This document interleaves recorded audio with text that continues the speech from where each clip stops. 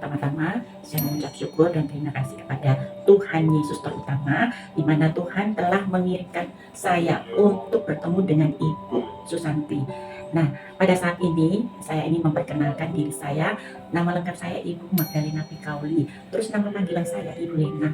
Saya mengajar di dunia pendidikan itu dari tahun 1980. Pada waktu saya mengajar di tahun 1980 sampai 1990 itu saya memegang TK, TKA, TKB. Kemudian untuk tahun selanjutnya pernah saya mengajar anak kelas 1, kelas 2 di TK. Kemudian ya di situ saya berusaha untuk supaya bisa mandiri sendiri. Saya yakin bahwa Tuhan Yesus itu selalu menyertai saya, Tuhan Yesus itu selalu melindungi saya. Saya mengajar itu bukan karena kekuatan kepandaian saya, tidak, ataupun pengalaman saya sebagai guru, tidak. Saya selalu mengandalkan Tuhan Yesus, karena Tuhan Yesus itu yang punya segala-gala. Tuhan Yesus yang membentuk kita sebagai manusia pribadi-pribadi yang benar-benar harus menjalankan kewajiban kita sebagai manusia di tengah-tengah dunia ini. Nah, saya dipercayakan untuk mendidik anak-anak. Nah, pada waktu tahun 2017 ya, dari 2017 saya membuka sebuah bimbel. Waktu itu pertama kali saya hanya berserah sama Tuhan Yesus. Saya hanya berserah, tapi saya punya keyakinan bahwa Tuhan pasti akan menolong saya. Nah, pada waktu itu saya bukanya bulan Juli 2017. Nah, pada waktu itu hari Minggu saya pergi ke gereja. Sebelum saya pergi gereja memang saya sudah berdoa, Tuhan, banner yang saya pegang di depan rumah saya ini, Tuhan mau jamah, Tuhan memberkati. Puji Tuhan, pada waktu saya pulang dari gereja, ada satu murid yang mau melamar. Nah, waktu perjalanan saya menuju ke rumah, saya lihat ada sepeda motor. Nah, dari situ saya berkeyakin, saya langsung bilang, dalam nama Tuhan Yesus, ini Tuhan percayakan, murid ini yang Tuhan percayakan buat saya. Nah, pada waktu saya masuk ke rumah terus saya lihat memang tidak seiman. Tapi puji Tuhan, di tempat yang dimana saya bekerja itu memang orang-orang yang imannya itu berseberangan dengan saya. Saya hanya berdoa, Tuhan, saya tidak bisa bekerja apa-apa selain menjual ilmu. Nah, terus akhirnya Tuhan mengirim beberapa murid yang terutama hanya murid yang imannya berseberangan dengan saya. Tapi puji Tuhan, dari situ Tuhan memakai saya untuk membimbing mereka, sehingga mereka berkeyakinan bahwa saya ini bisa mendidik mereka. Itu semua bukan karena kekuatan saya, tapi itu semua karena pimpinan Tuhan. Lama-lama akhirnya murid saya semakin banyak. Karena apa? Karena setiap pagi, setiap bangun tidur ataupun malam mau tidur, saya selalu berdoa. Pada waktu saat malam itu saya berdoa, terima kasih Tuhan.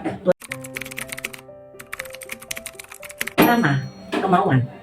Kedua, berkeyakinan bahwa saya, bukannya masalah saya itu sombong atau bagaimana, saya berkeyakinan bahwa yang mudah bisa, kenapa saya sebagai orang tua nggak bisa. Pertama, yang saya punya keyakinan, buka laptop aja. Saya pikir saya tidak mampu, tapi dari saya berusaha dengan cara membeli laptop, saya mencoba, akhirnya laptop bisa saya buka dan laptop bisa saya gunakan untuk membuat soal, untuk membuat segala-galanya, membuka segala-galanya pokoknya. Jadi dari situlah saya berkeyakinan bahwa semuanya, meskipun saya sudah umur segini, saya mampu, bahwa Tuhan masih tetap memakai saya untuk melakukan sama seperti yang muda-muda. Pertama yang sarjana ini, saya bukan bersarjana, tapi saya hanya memiliki sekolah guru, tapi saya memiliki pendidikan dasar ilmu jiwa dan pedagog. Nah, itulah yang saya pegang. Nah, dari kejiwaan, dari ilmu jiwa yang saya pakai, saya harus merangkul anak-anak, saya harus melindungi anak-anak. Saya tahu bagaimana menghadapi anak-anak yang nggak bisa diam ataupun yang lemah. Itu pun saya harus berusaha untuk supaya saya bisa menangani anak-anak seperti ini. Karena apa? Ya, dari ilmu jiwa yang saya pelajari waktu saya masih sekolah di pendidikan guru.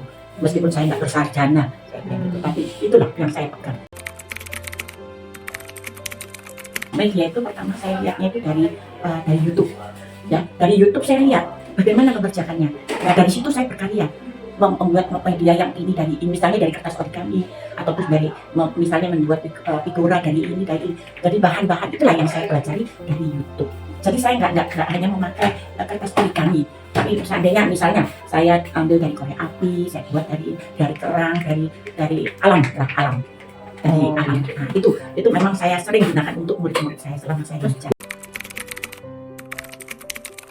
Iya, saya lebih suka anak kecil karena anak kecil ini justru dari dasar yang harus dibentuk untuk bisa menjadi anak-anak yang kuat, anak-anak yang bisa mandiri gitu.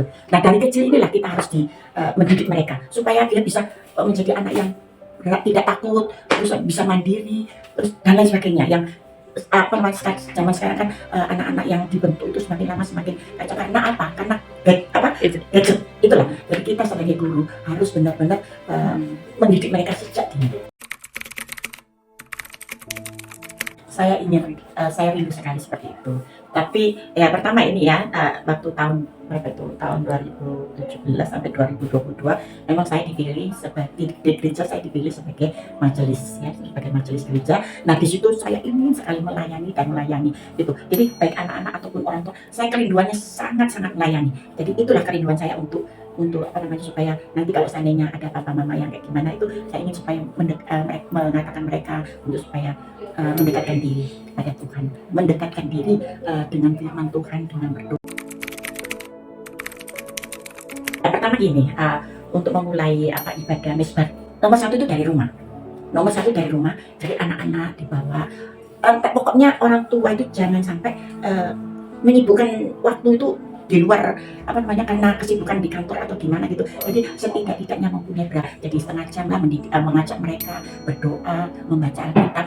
Di samping sudah selesai berdoa dan membaca Alkitab, kita sebagai orang tua harus memberikan itu positif untuk kedepannya, harus menjadi anak yang bagaimana, itu hal-hal yang positif yang harus kita berikan ke anak-anak. Itu yang tujuan terutama orang tua. Ini terutama ya, seandainya ada keluarga yang misalnya suami istri yang kurang bersatu lah, kurang bersatu. Setidak-tidaknya ya kalau misalnya ayahnya terlalu sibuk, itulah yang mendukung mereka.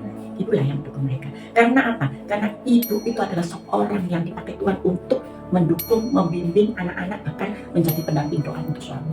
Dari situ suami bisa bersemangat. Kalau melihat akan istri ataupun ibu yang bisa merangkul anak-anak, berdoa dan lain sebagainya, pasti suami kalau menyibukkan diri, oh istriku seperti ini ya, mendekatkan diri dengan Tuhan, dengan anak-anak begitu, pasti suami pasti ikut masuk di dalamnya.